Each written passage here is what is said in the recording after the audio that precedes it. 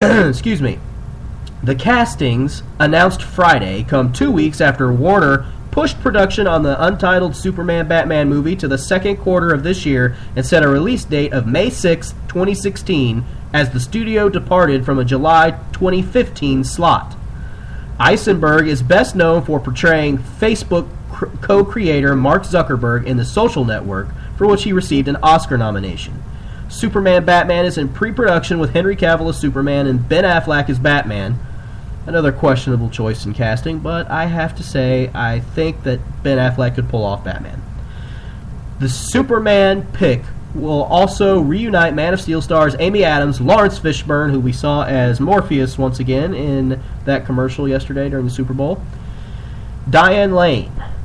Israeli actress Gal Gadot is coming on for the Wonder Woman Diana Prince role. Another questionable casting move, as she looks like a twig. This is what Zack Snyder had to say about casting Jesse Eisenberg as Lex Luthor. Lex Luthor is often considered the most notorious of Superman's rivals, his unsavory reputation preceding him since 1940, Snyder said. What's great about Lex is that he exists beyond the confines of the stereotypical nefarious villain. He's a complicated and sophisticated character whose intellect, wealth, and prominence position him as one of the few mortals able to challenge the incredible might of Superman. Having Jesse in the role allows us to explore that interesting dynamic and also take the character in some new and unexpected directions. What? What? No. Look, I'm all for giving the Man of Steel a revamp. I was totally on board with Man of Steel after seeing the movie. I thought it was fantastic, well written. I don't care what any of the critics or anybody else says. It's well written. There was a lot of good action. It was realistic. I mean, if you actually had super beings in the world like Superman, destruction like what happened to Metropolis and Man of Steel would be a reality, okay? That's what it would really be like. I thought it was just brilliant. Great retelling of Superman, launched him back out into the mainstream culture so people could take Superman seriously again. And then what do you go and do? I'll tell you what you go and do, Mr. Zack Snyder. You go and you pull a stunt like this. I already thought Superman, Batman was kind of a bad idea in the get-go.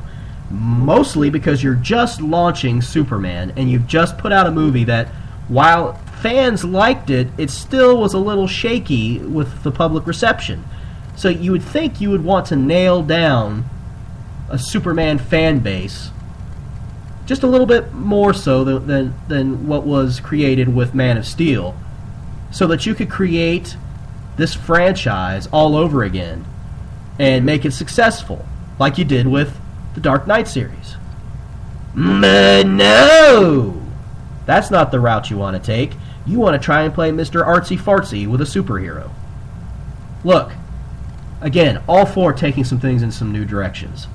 Really, I am.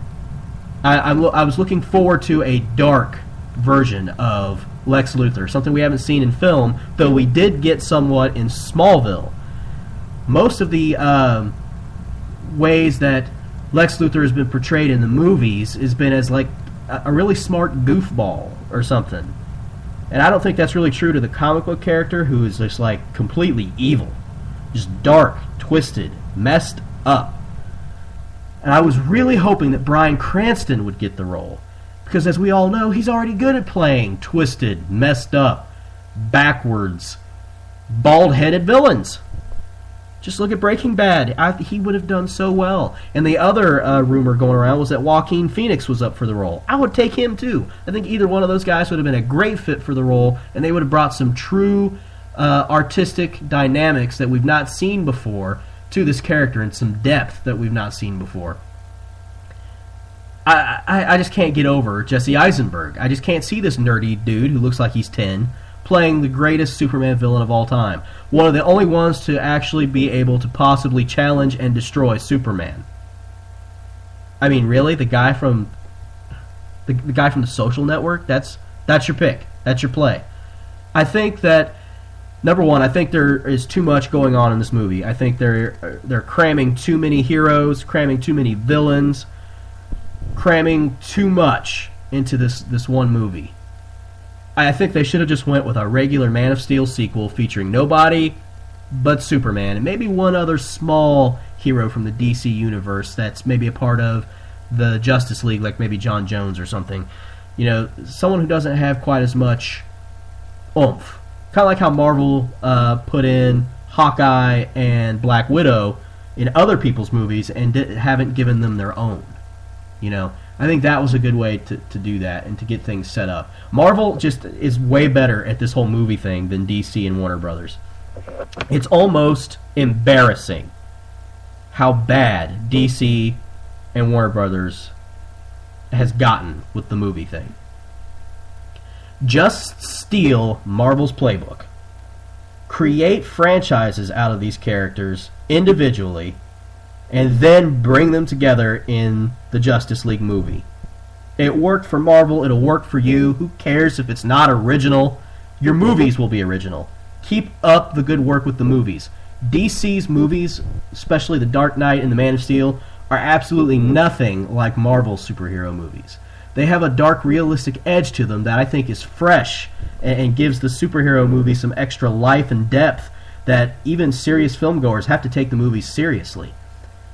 You know, and whereas Marvel, you know, kind of produces movies that appeal to people of all ages.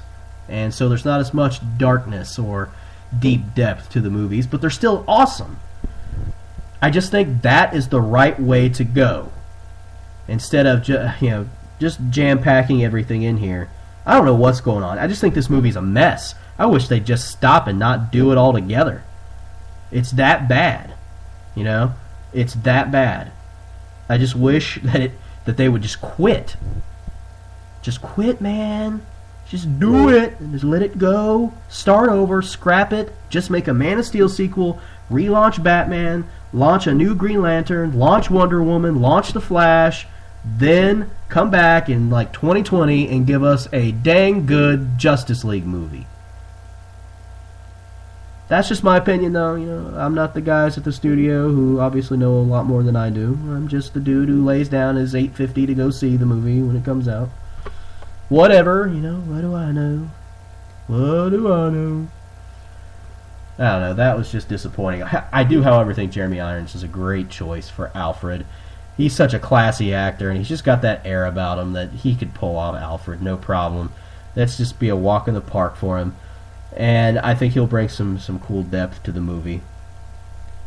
I don't know. It's got me concerned. I'm a huge Superman and Batman fan. I'm a huge comic book fan in general, as you guys know. So this is, these are characters that are near and dear to my heart, and I don't want to see them screwed up, especially Superman. Superman has been screwed up so many times. I don't want this to mess things up so bad that Superman gets put on the shelf again for another 2 decades. Okay, I'm 30 years old. I don't want to be 50 before the next Superman movie comes out. Stop screwing around with it. It's okay to make changes to the origin story, like the way that they changed some things in Man of Steel. It's okay to take some of those liberties, but be careful who you cast as these characters. When it comes to certain aspects of the character, you need to stay close to the source material in the comic books. Not get carried away with all this craziness. I don't know. I want this to be something creative and deep story-wise, but I also don't want you to jam-pack so much crap in there because you're just trying to get caught up with where Marvel's at. Marvel took the time to really pour, this creative energy into their plan here.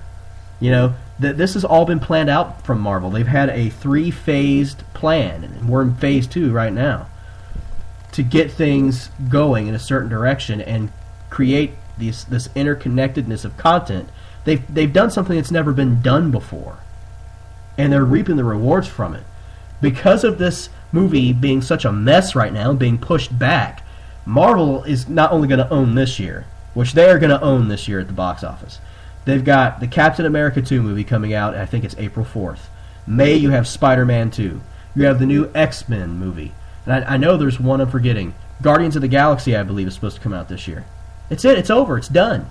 Marvel owns this year. And then next year, they have the second Avengers movie coming out. I mean, They've got it locked up. This is the Marvel age, baby. If you want to keep up, you got to play the game by the rules here, and the rules have changed. They're Marvel's playbook now. That's the way I'm feeling about it. I think that I don't know. I just think it's a disaster waiting to happen. But only time will tell. I could be completely wrong, and it could be like one of the greatest movies ever. I don't know. So we'll see, right? We'll see. All right, guys. Look, I'm going to have to take a break for a few minutes here, and then I'm going to come back with part 2 of this broadcast, where we're going to talk about some real freaky deaky stuff. Okay. Apparently, in Gary, Indiana, there is a family who claims to have some real-life experiences with demon possession. And the reason why I want to talk about this on the show here is because they have a lot of witnesses corroborating. That's a really hard word to say. Corroborating. Corroborating. That word will make you feel like an idiot. Anyway, a lot of eyewitnesses who have seen and witnessed some freaky stuff and were present when some of the incidences that this mother tells or shares with the media, they were there and can verify that these things actually happen. Being a Christian, this is an extremely interesting story for me. Even as a non-Christian, this should be an interesting story. I'm interested to see what people think about the show, or about the story. Oh, I'd like to know what you think about the show, too. Oh, lottie. Alrighty, I'm going to take a break, get some water, because I'm feeling a little parched. And then I will return, and we will go from there. Alright, guys. Peace out. See you in about 5.